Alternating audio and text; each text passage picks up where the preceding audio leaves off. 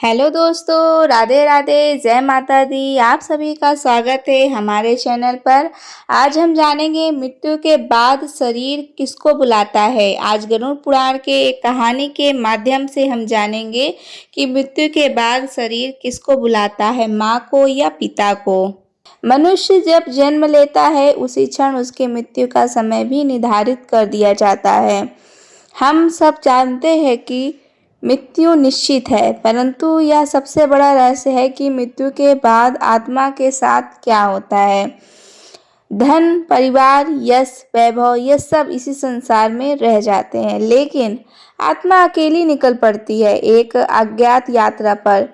हिंदू धर्म के महान ग्रंथ गरुड़ पुराण में कहा गया है कि मृत्यु केवल अंत नहीं बल्कि एक नया द्वार है, एक ऐसा द्वार जिसके पार आत्मा को अपने किए गए कर्मों का फल भोगना पड़ता है। मृत्यु के क्षण कैसा होता है? जब सांस धीरे धीरे टूटती है, जब शरीर निस्तेज हो जाता है, जब आंखों की रोशनी मंद पड़ जाती है, तब आत्मा शरीर से अलग होकर एक नए मार्ग पर बढ़ती है। उस मार्ग पर ना कोई साथी होता है और न ही कोई संबंधी। जिसके अच्छे कर्म होते हैं उसे प्रकाश मिलता है, और जिसने पाप मार्ग चुना उसे घना अंधकार घेर लेता है। मित्रों, हम आपको बता रहे हैं गरुड़ पुराण के अनुसार मृत्यु के बाद आत्मा जब पहली बार अंधकार और भय में डूबती है तो उसे असहाय होकर सबसे पहले किसी की पुकारती है। तो कौन होते हैं वह जिसे आत्मा सबसे पहले पुकारती है?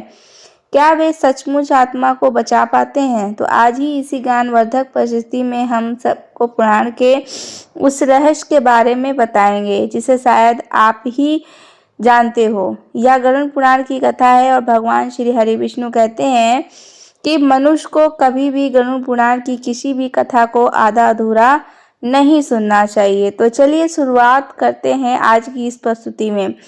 मित्रों, बहुत समय पहले एक स्मुत नगर में धर्मराज नाम का एक व्यक्ति रहता था। नाम तो उसका धर्मराज था, जिसका अर्थ है धर्म का पालन करने वाला, परंतु नाम और कर्म में बहुत अंतर होता है। धर्मराज बाहर से धार्मिक दिखता था, सुबह मंदिर जाता, तिलक करता, दान देने का दिखावा करता। लोग सोचते यह बड़ा पुण्य आत्मा है, लेकिन भीतर से वह स्वार्थ और पाप से भरा हुआ था। वह निर्धनों का धन हड़प लेता था, व्यापार छल करता था और दूसरों की पीड़ा पर हंसता। उसके लिए धर्म केवल दिखावे की चीज थी। समय बीतता गया, धर्मराज बूढ़ा हुआ, पर उसके भीतर का घमंड आग भी था।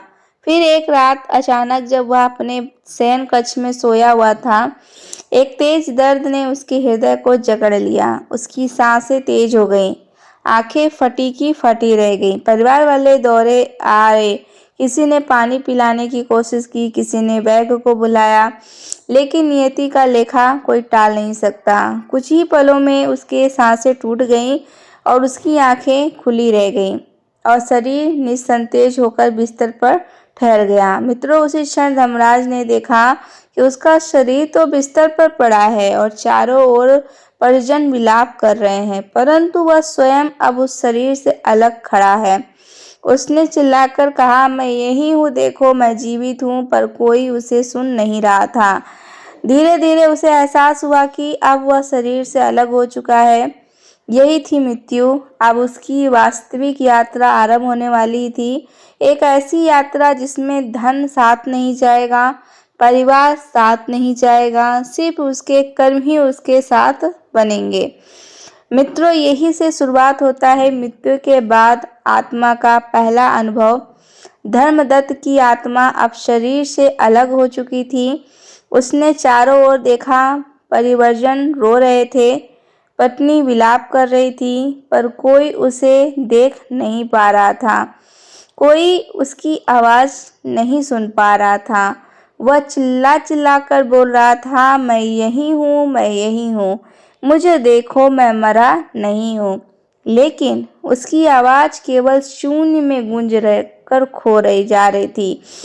धीरे धीरे उसके चारों ओर एक वातावरण बदलने लगा। जहां अभी तक घर का शोरगुल था, वहां अचानक गहरा अंधकार छा गया। उसके पैरों के नीचे जमीन गायब हो गई। वह शून्य में लटकता हुआ महसूस करने लगा और उसके बाद चारों ओर काली हवाएं बहने लगीं। कभी किसी अज्ञात प्राणी की हंसी सुनाई देती तो कभी किसी के रोने की करुण पुकार। आत्मा यह सब सुनकर कांप उठी। उसने डर कर कहा, यह कैसा स्थान है, मैं कहाँ आ गया हूँ। जैसे जैसे आत्मा आगे बढ़ी, अंधकार और गहरा होता गया। कभी उसे लगता कि कोई उसका पीछा कर रहा है तो कभी लगता कि कोई उसे पकड़ने वाला है। उसका दिल तेजी से धड़क रहा था, पर यह कोई साधारण धड़कन नहीं थी, यह आत्मा का भय था। आसपास किसी की हवाएं मानो उसे खींच रही थीं, कभी गरजती, कभी करकती, कभी हंसती। वह पूरी तरह अकेला था। मित्रों, अंधकार के बीच कांपती हुई आत्मा अचानक रुक गई। चारों ओर का वातावरण बदलने लगे। हवा और भारी हो गई, जैसे किसी तूफान की आहट हो। धरती कँपकँपाने लगी, आकाश में बिजली चमकी और भयंकर गर्जना गूंज उठी। धर्मराज की आत्मा भय से कांपने लगी। उसने चारों ओर देखा कि दूर से दो परछाइयां धीरे धीरे उसकी ओर बढ़ रही हैं। जैसे जैसे वो निकट आए, आत्मा ने देखा कि वे साधारण प्राणी नहीं थे। उनकी ऊंचाई साधारण मनुष्य से कई गुना अधिक थी। नेत्र अंगारे की तरह लाल चमक रहे थे। दांत लोहे के समान कठोर और लंबे, जो उनके ओठों से बाहर झांक रहे थे। हाथों में लोहे के पाश और गदा, शरीर पर काले बादलों जैसे वस्त्र और चेहरों पर भयावह मुस्कान। वे थे यमदूत। धर्मराज चीखा उठा, तुम कौन हो? तुम मुझे कहाँ ले जा रहे हो? मैं निर्दोष हूँ, मुझे मत छुओ। लेकिन उसकी चीखों का उन पर कोई असर नहीं हुआ। उन्होंने कहा, हे आत्मा, हम यमराज के दूत हैं। तेरा समय पूरा हो चुका है। अब हम तुझे न्याय के लिए यमलोक चलना होगा। मित्रों, यह सुनकर धर्मराज भागने की कोशिश करने लगा। उसने सोचा, शायद मैं बच जाऊं, पर वहां कोई स्थान नहीं था जहां वह छिप सके। एक यमदूत ने लोहे का पास उठाया और उसकी ओर बढ़ाया। वह पास चमकते हुए आत्मा को जकड़ने लगा, पर आत्मा तड़प उठी, चिल्लाई, नहीं, मुझे छोड़ दो, मैं अपने घर जाना चाहता हूँ। मेरी पत्नी, मेरे बच्चे मुझे बुला रहे हैं।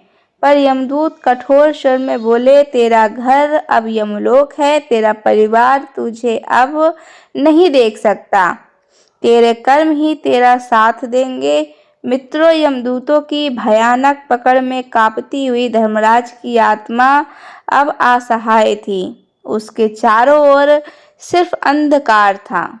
उसका हृदय भय और वेदना से चित्कार कर उठा और उसी क्षण उसके मुख से पहली बार पुकार निकली, माँ। माँ, कहाँ हो तुम? मुझे बचा लो, मैं बहुत डर रहा हूँ। मुझे अपनी गोद में छिपा लो। मित्रों, गरुड़ पुराण कहता है कि मृत्यु के बाद आत्मा सबसे पहले अपनी माता को पुकारती है, क्योंकि जन्म के क्षण से लेकर जीवन के हर संकट तक माँ ही सबसे बड़ा सहारा होती है। माँ की गोद ही वह स्थान है जहाँ बच्चा सबसे सुरक्षित महसूस करता है। आत्मा के लिए उस समय सबसे पहला सहारा, सबसे पहली स्मृति माँ होती है। धर्मराज की आंखों के सामने उनकी माँ की छवि उभर आई।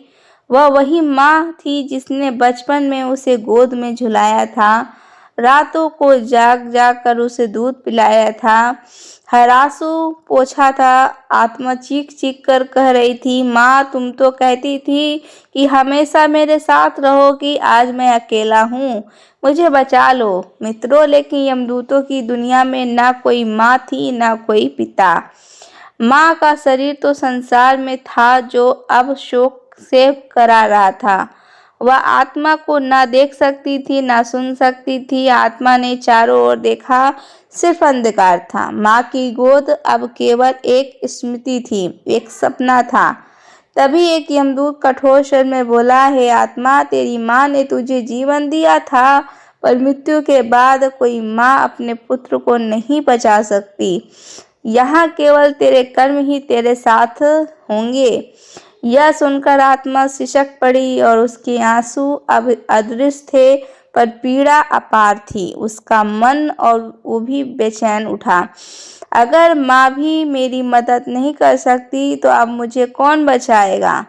माँ को पुकारने के बाद जब आत्मा को कोई उत्तर न मिला, तब उसका भय और भी बढ़ गया। हृदय कांप उठा और मन के अगला सहारा खोजा। वह सहारा जिसने जीवन भर उसे संभाला था, जिसके कंधे पर बैठकर उसने बचपन देखा था, जिसके संरक्षण में उसने संसार को पहचाना था।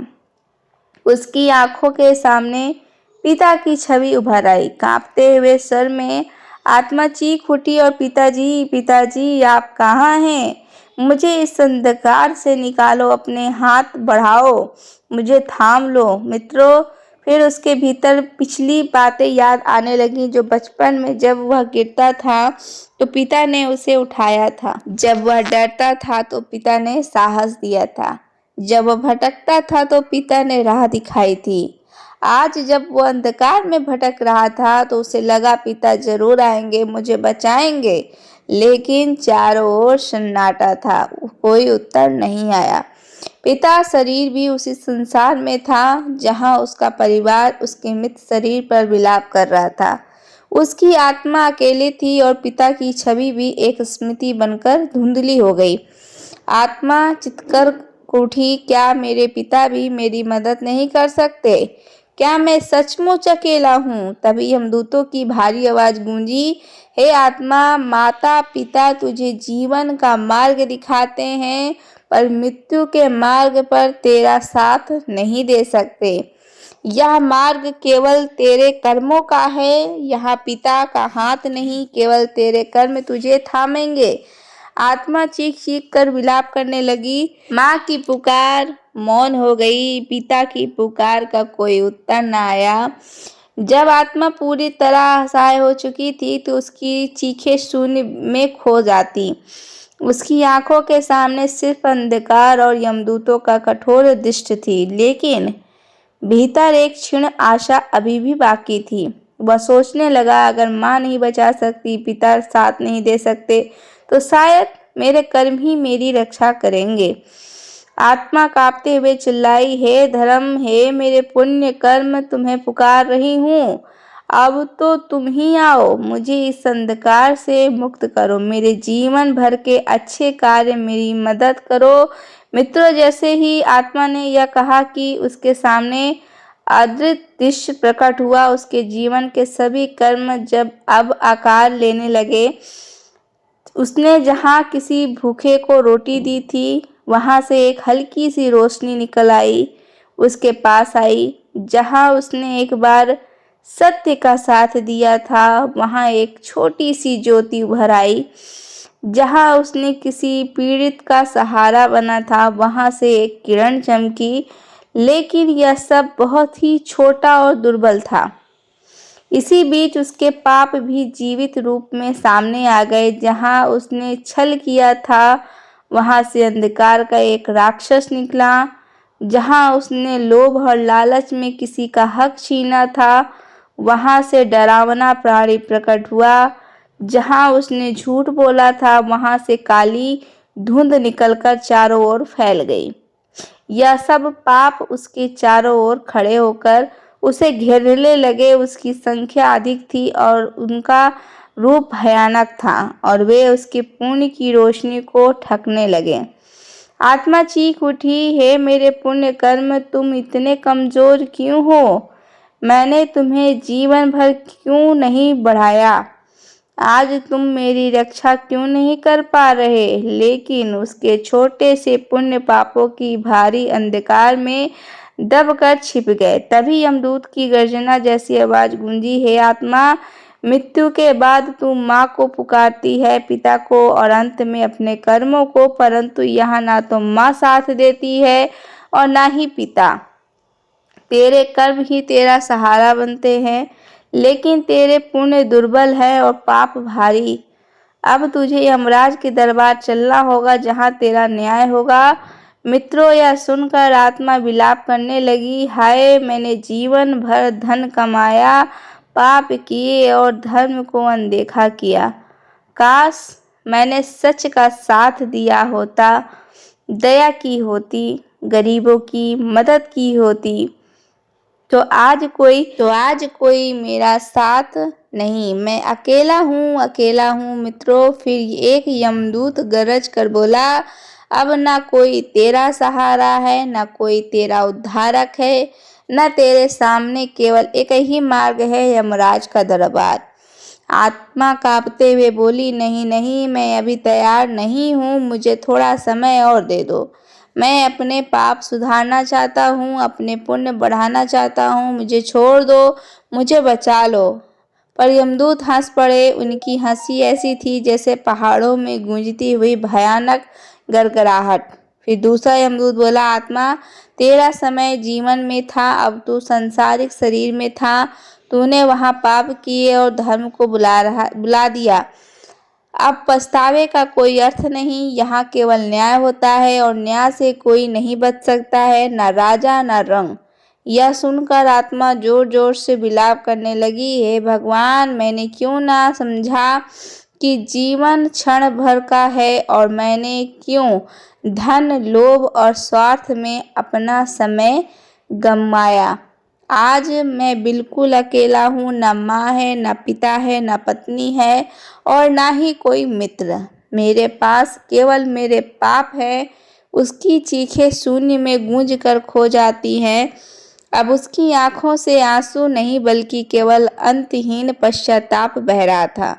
मित्रों, इसलिए कहते हैं, धन, परिवार, यश, वैभव, यह सब इसी संसार में रह जाते हैं और सिर्फ आपके अच्छे कर्म ही आपके साथ जाते हैं।